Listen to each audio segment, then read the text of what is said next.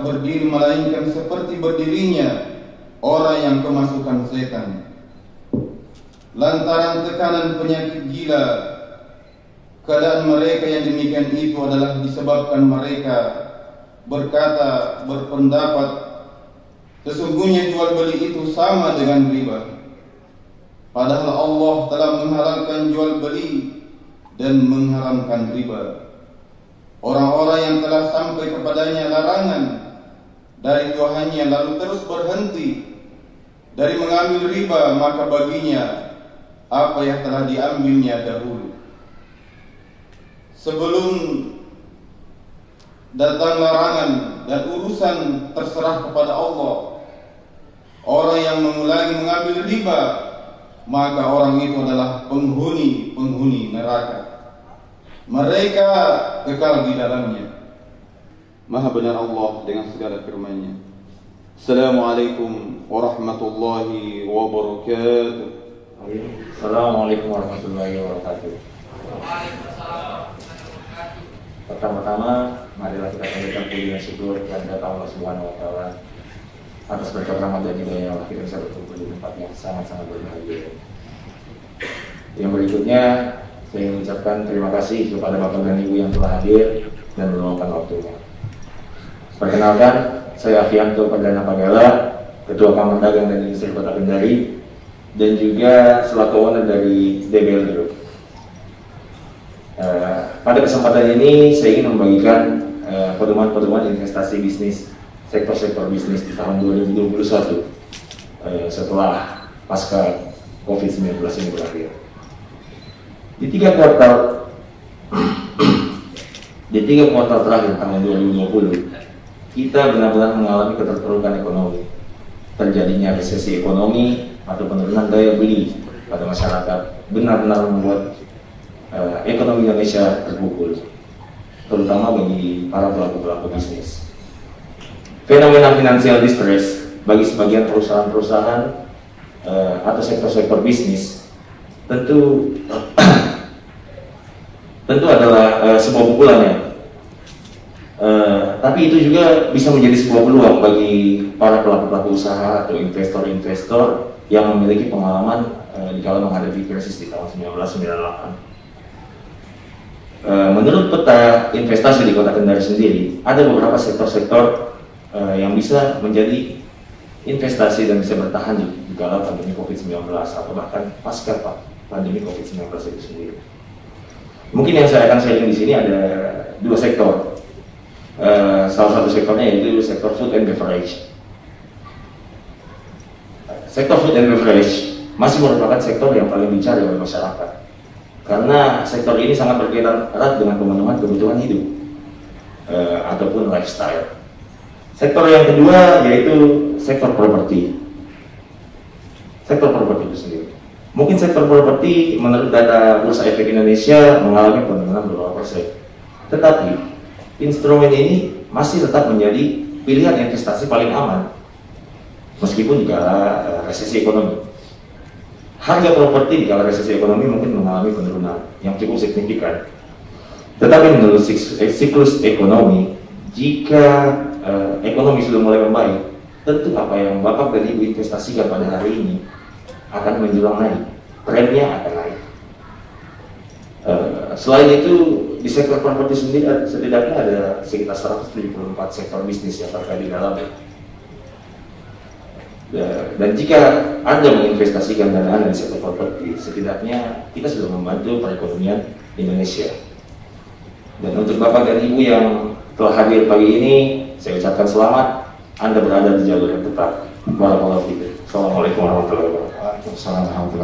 Alhamdulillah, saya Darmon Ridwan mewakili Alphard Land Group dan juga Dewi Land Group di sini. Saya akan membawakan beberapa pedoman dalam untuk investasi di 2021 versi properti. Kita bahas dulu mengenai kondisi saat ini. Saat ini kita mengalami krisis.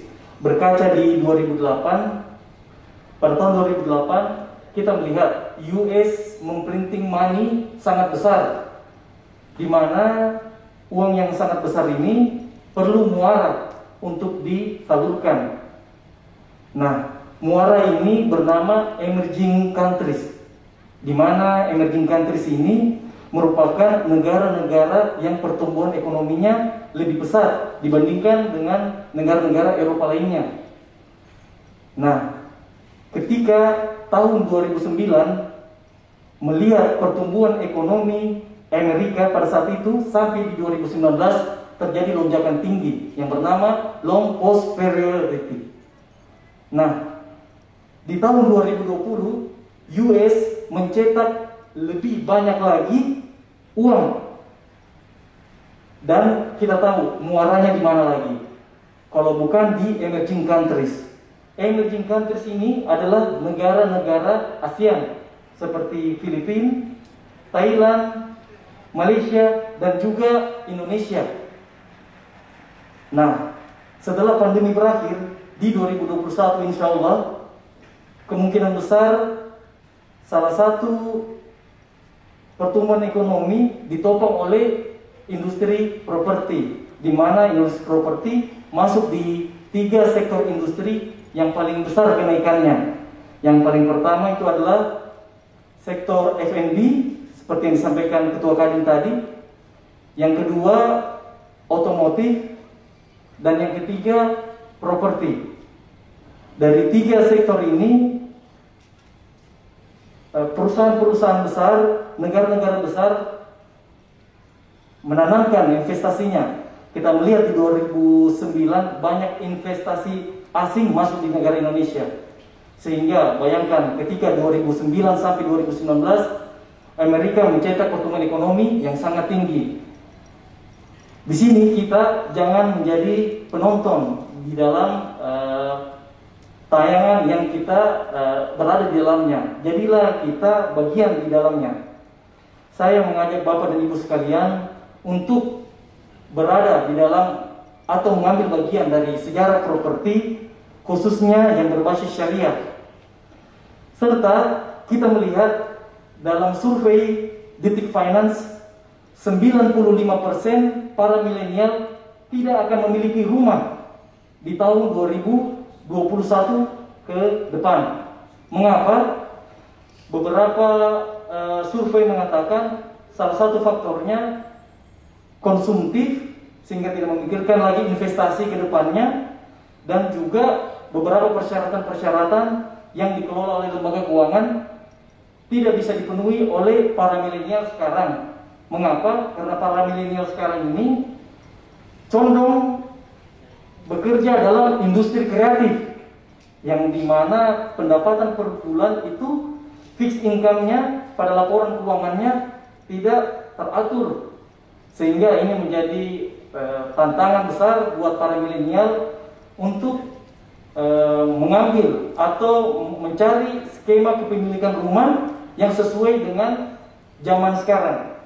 Alhamdulillah, properti syariah insya Allah menjadi salah satu solusi buat kita semuanya, khususnya masyarakat Kota Kendari, dengan beberapa tema yang kami usung, tanpa BI checking, tanpa denda, tanpa sita, dan juga tanpa akad batil.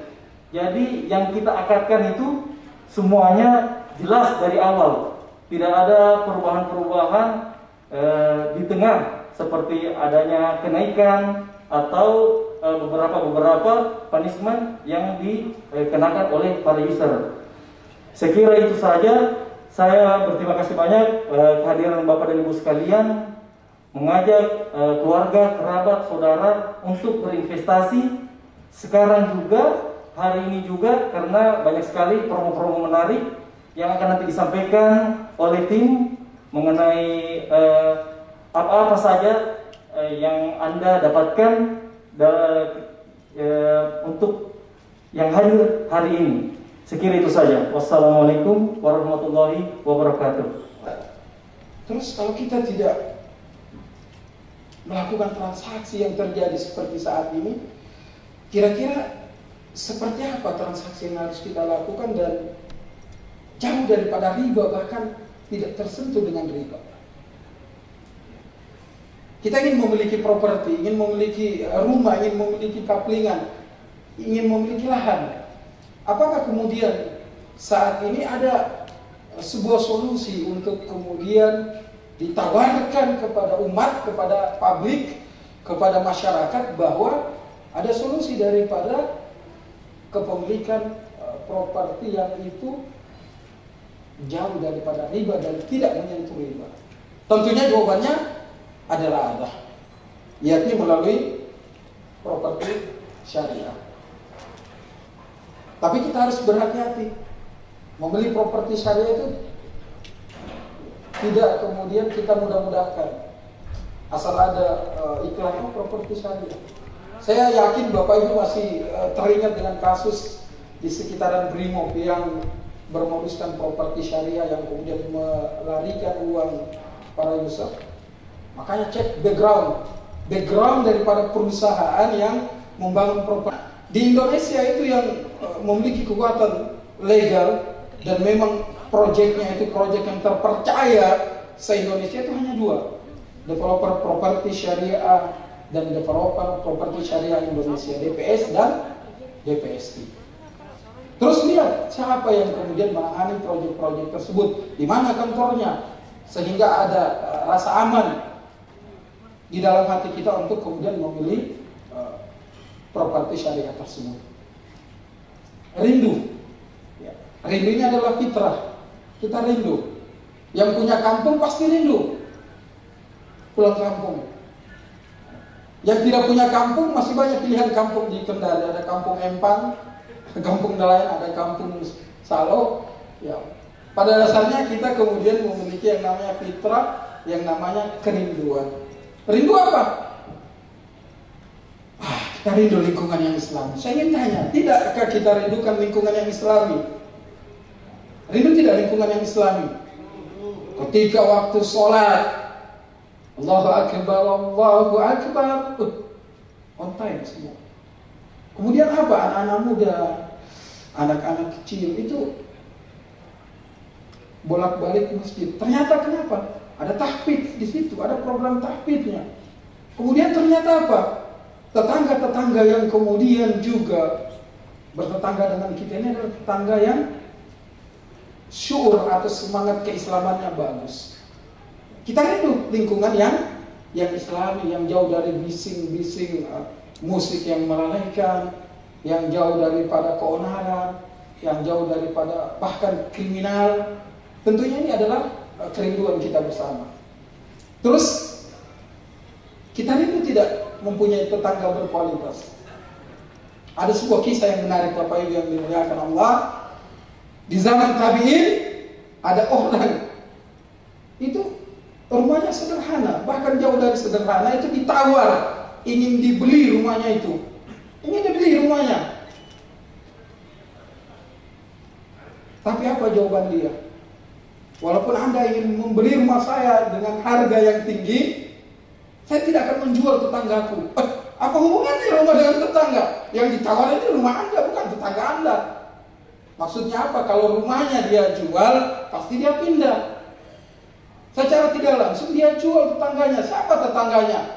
Ternyata Al-Imam Hasan Al-Basri, pemuka tabi'in yang sangat luar biasa, ulama besar saat itu. Maka dia katakan, tidak mungkin saya menjual tetanggaku.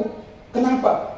Begitu pentingnya bertetangga dengan orang-orang yang berkualitas. Ingat, syafaat itu ternyata bisa juga diberikan oleh orang-orang soleh, orang-orang baik, yang kemudian di yaumil qiyamah bisa menjadi hujjah bagi kita untuk kemudian membela kita. Saya sayang kepada saudaraku ya Allah. Saya bertetangga dulu di dunia ya Allah. Orangnya baik ya Allah. Dia masak kambingnya setengah kilo ya Allah, dikasih banyak kuahnya ya Allah, tercium baunya ya Allah. Sampai saya bunyi-bunyi piring saya, harumnya ini makanan. Sampai kemudian dia tersinggung dan membawakan walaupun hanya sekedar kuahnya. Ini tetangga loh, luar biasa. Tidakkah kita merindukan? Ya, kita punya goal yang besar ke depan apa? Kalau rata-rata proyek-proyek perumahan memikirkan hal-hal yang seperti ini, insya Allah namanya kriminalitas dalam kota itu akan bisa kita cegah. Dimulai dari apa? Dari lingkungan yang Islami, dari tetangga yang berkualitas. Selanjutnya rindu anak-anak kita menjadi penghafal Quran. Di beberapa proyek ini itu ada rumah tahfidz yang akan diadakan. Bahkan di Nanga-Nanga itu bukan hanya sekedar rumah tahfidz, langsung bertetangga dengan pesantren Hidayatullah, langsung bertetangga dengan pesantren Al-Mansurah. Ada beberapa pesantren di sana. Tentunya ini akan memberikan barokah, kebaikan juga bagi kompleks perumahan. Rindu mempunyai rumah yang halal. Terus kalau ada rumah yang halal berarti ada rumah yang gak halal dong. Tadi kita sudah bahas riba. Harta ini kan bukan hanya bagaimana kita belanjakan, bagaimana kita peroleh, tapi juga bagaimana kita belanjakan. Bukan sekedar kita belanjakan dengan harta yang halal, tetapi prosesnya juga harus dengan proses yang syar'i. Real project, real syariah. Betul-betul apa yang ingin kami sampaikan, bahwa betul-betul ini adalah sebuah proyek yang benar-benar real syariah. Bagaimana kita menilai sebuah proyek properti bahwa itu betul-betul murni syariah? Dan mengapa harus properti syariah?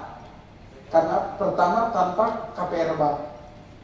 Transaksi hanya dua belah pihak, yaitu developer dan pembeli, secara langsung tanpa menggunakan bank. Tidak ada bank, tidak ada perantara, tidak ada lembaga intermediasi di sini. Sama sekali tidak ada. Kenapa? Karena ini yang kita cegah. Ya, Bapak sendiri kan sudah melihat fakta KPR yang ada. Mohon maaf, saya bicara secara real saja. Ini bukan kompetisi bisnis, sama sekali tidak. Saya menyampaikan kenyataan dan saya menyampaikan disiplin ilmu saya terkait ekonomi syariah. Ya. Tidak ada lembaga intermediasi. Ya. Tanpa bank, tanpa KPR bank, sama sekali tidak ada. Kemudian apa? Tanpa bunga. Kita sudah paham hukum bunga tadi atau riba. Tanpa bunga adalah gagasan utama yang diemban oleh properti syariah sebagai bagian dari solusi kepemilikan rumah. Untuk umat di Indonesia, riba hukumnya haram dalam transaksi jual beli yang ditetapkan sesuai dengan syariat. Tanpa denda, tidak memberikan denda kepada pembeli pada saat terjadi keterlambatan angsuran atau pembayaran, sehingga pembeli tidak akan terjebak dengan riba. Karena kenapa? Denda ini ternyata riba juga. Riba.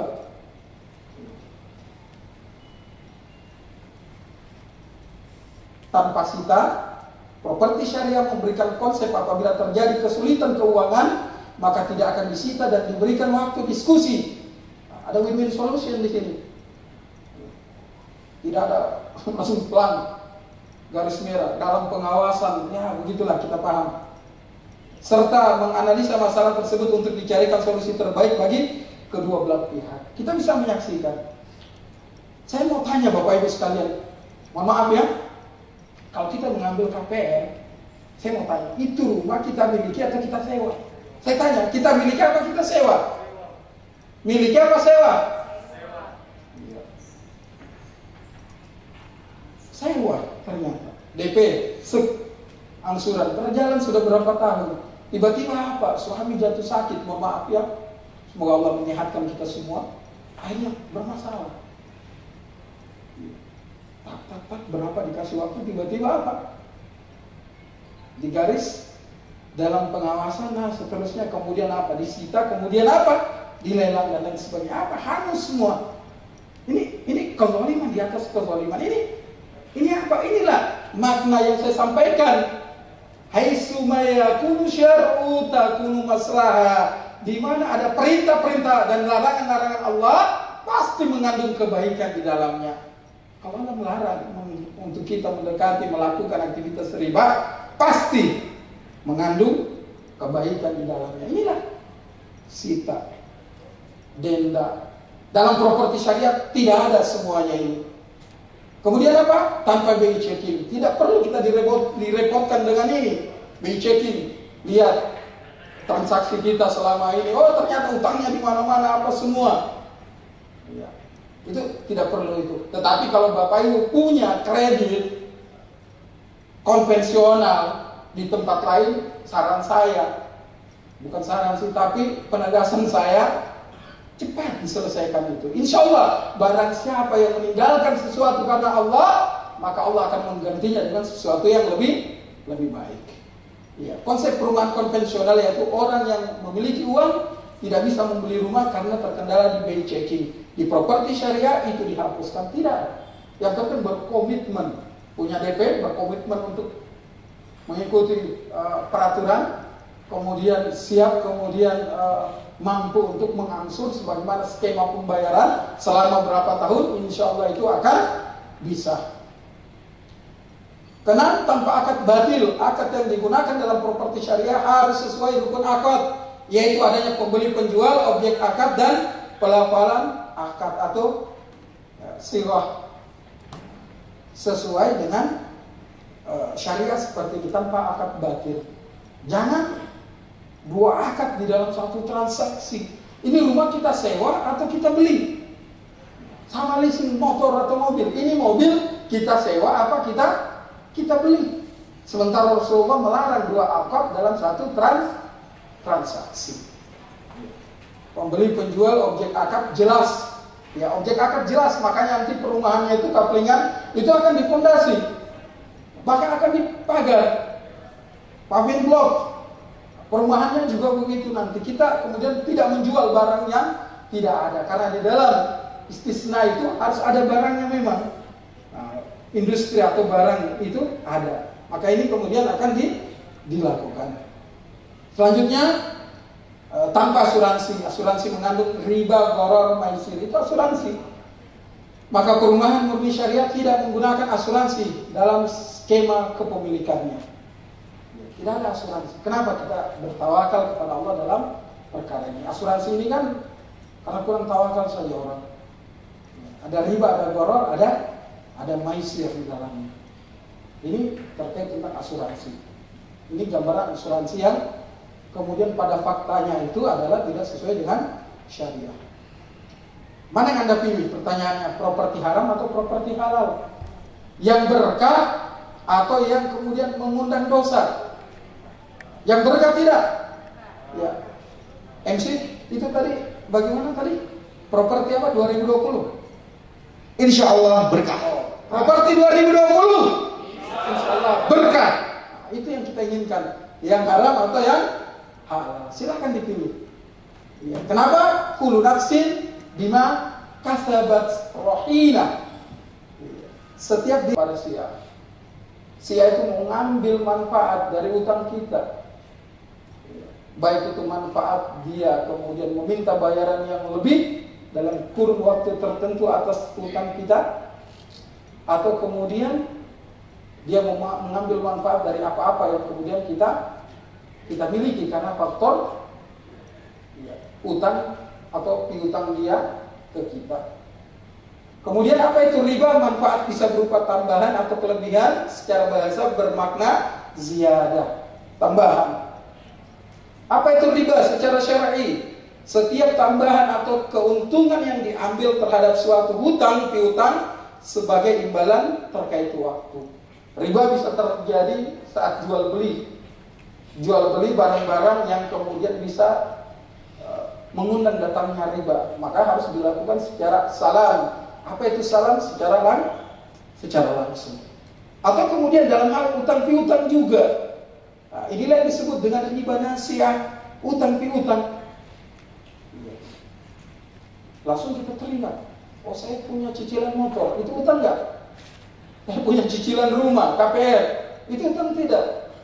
Saya pernah menggadai SK PNS saya, ketika 100% saya gadai, karena saya punya kebutuhan saat itu riba nggak? Ini perlu kemudian kita pelajari dan kita renungi. Riba nasiah, jika seseorang menghutangkan uang kepada orang lain, janganlah dia menerima hadiah darinya. Manfaat yang ditarik dari hutang adalah salah satu cabang dari riba. Ya, ini ada contoh, ada di sebuah negeri, ya, di mana riba tersebar luas. Karena itu jika salah seorang berhutang kepadamu dan ia memberikan sekeranjang rumput, ini padahal rumput ya, atau gandum atau jerami, janganlah kamu terima karena itu adalah riba. Kalau negeri itu sudah penuh dengan aktivitas ribawi. Ya, istilahnya kalau sekarang itu no freelance, tidak ada makan siang gratis. Ya, semua terkait. Ya, apalagi kemudian sampai mengundang debt collector dan lain sebagainya. Rasulullah bersabda, jika salah seorang di antara kalian memberi hutang kau, lalu ia diberi hadiah oleh pengutang atau pengutang membawanya di atas kendaraannya, maka jangan ia menaikinya dan jangan menerima hadiah itu kecuali yang demikian itu biasa terjadi di antara keduanya sebelum utang piutang.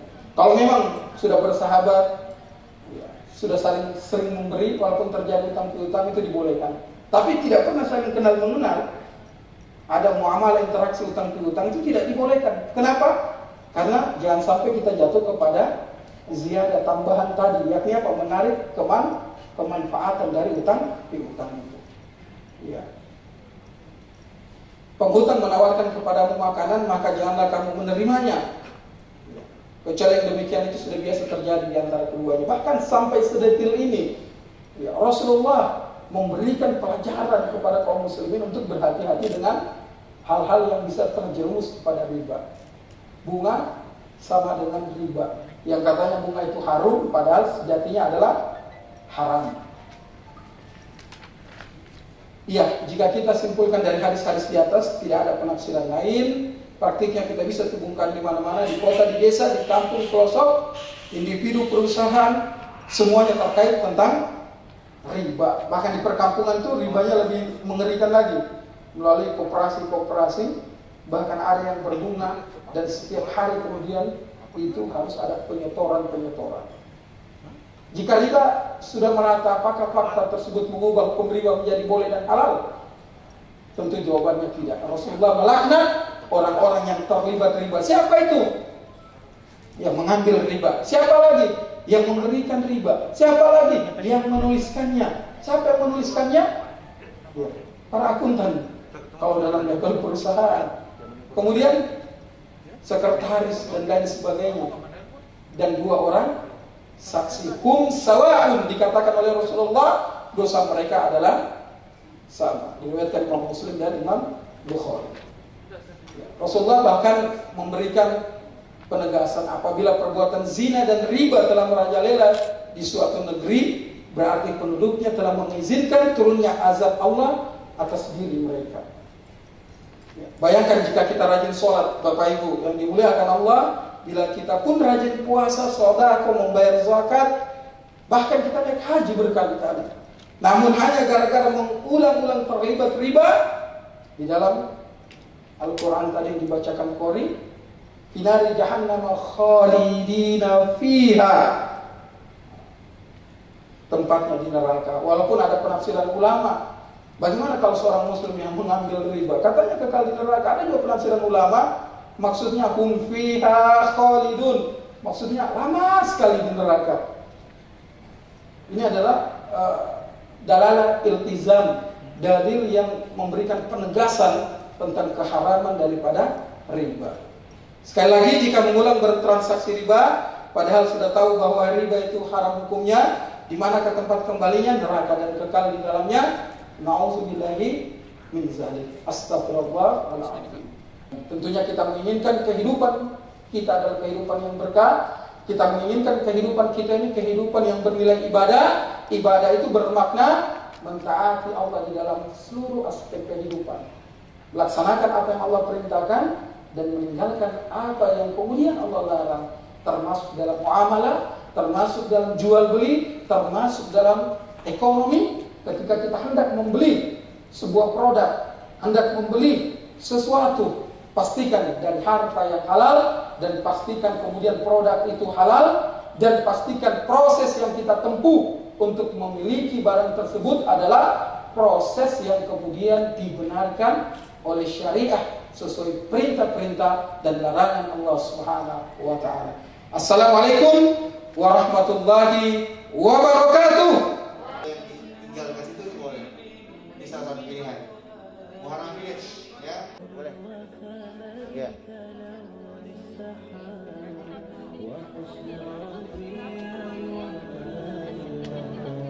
Ya, silakan Bu, langsung ke belakang. Sekelilingnya ada perumahan, di banyak perumahan. Ini dia konflingannya. Di sini nanti akan ada kasling dan rumah. Nah, ini harus pakai anak-anak. Karena kantornya saat ini pekerjaan sudah berdiri ya. Ini masih